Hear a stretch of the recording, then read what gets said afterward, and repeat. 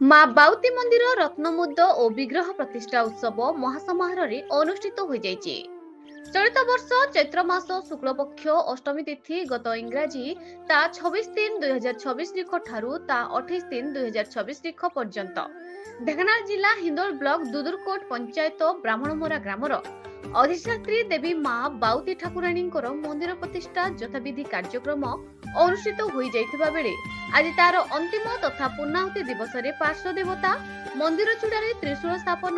ଅଧିଷ୍ଠାତ୍ରୀ ମା ବାଉତିଙ୍କ ବିଗ୍ରହ ସ୍ଥାପନ ଓ ସର୍ବଦେବା ଦେବୀଙ୍କୁ ଆହୁତି ପ୍ରଦାନ କରାଯାଇଛି।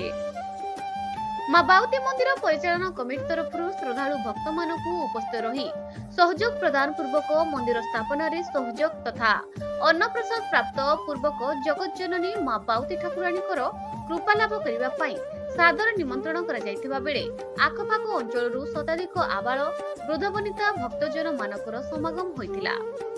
ଆଧ୍ୟାତ୍ମିକ ପରିବେଶ ଭିତରେ ଶାନ୍ତି ଶୃଙ୍ଖଳାର ସହିତ ଉପସ୍ଥିତ ସମସ୍ତ ଶ୍ରଦ୍ଧାଳୁ ଭକ୍ତଜନ ଅନ୍ନପ୍ରସାଦ ପ୍ରାପ୍ତି କରି ମାଙ୍କର ଭବ୍ୟ ଦର୍ଶନ ତଥା କୃପା ଲାଭ କରିଛନ୍ତି। ତେବେ 3 ଦିନ ବ୍ୟାପୀ ବ୍ରାହ୍ମଣମରା ଗ୍ରାମର ବରସାହି, ବେଲଗାଡ଼ିଆ, ଶାଳବନୀ, ମାନପୁର ଚାରି ସାହିର ଭକ୍ତମାନଙ୍କର ମିଳିତ ସହଯୋଗରେ ସଫଳତାର ସହିତ ଉତ୍ସବ ସମ୍ପୂର୍ଣ୍ଣ ହୋଇଥିବା ବେଳେ ବରେଣ୍ୟ ତଥା ସମ୍ମାନିତ ଅତିଥି ଭାବେ ପୂର୍ବତନ ବାଚସ୍ପତି ରଞ୍ଜନୀକାନ୍ତ ସିଂ, ବଅଁରପାଳ ଶ୍ରମିକ ନେତା ବିପ୍ଳବ ଜେନା, ବଅଁରପାଳ ଚେୟାରମ୍ୟାନ ବିଜୟ ନାଥ, ହିନ୍ଦୋଳ ବିଜେଡି ସଭାପତି ଦେବୀ ପ୍ରସାଦ, ଓଡପଡା ବିଜେଡି ସଭାପତି ଜଟି ନାୟକ, ବରିଷ୍ଠ ନେତା ଚକ୍ରଧର ଦାସ, वरिष्ठ समाजसेवी त्रिनाथ बेहेरा, हातुरा पूर्वतन सरपंच निराकार प्रधान और जनमंगल रासोल संगठन उपदेष्टा श्रीमती सत्यभामा मिश्र, प्रतिष्ठाता विभू सतपति और अनंत दिवस मुख्य अतिथि भावे हिंदोलर गड़र राजा साहेब श्री श्री शैलेन्द्र नारायण सिंह देव उपस्थित रही मांकर भव्य दर्शन लाभ करथिले। हिंदोलरू Rangadhar Sahu report, news Odisha TV. Subhash Sahu बरसाई माँ बाउती ठाकुराणीकर पाखर दीर्घ 2017 मसीह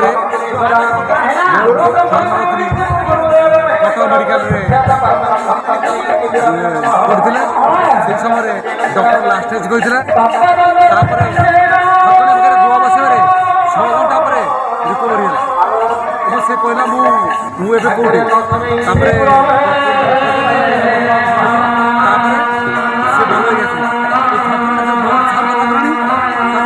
जहाँ मागी फेरे ठाकुर महिमा जय माँ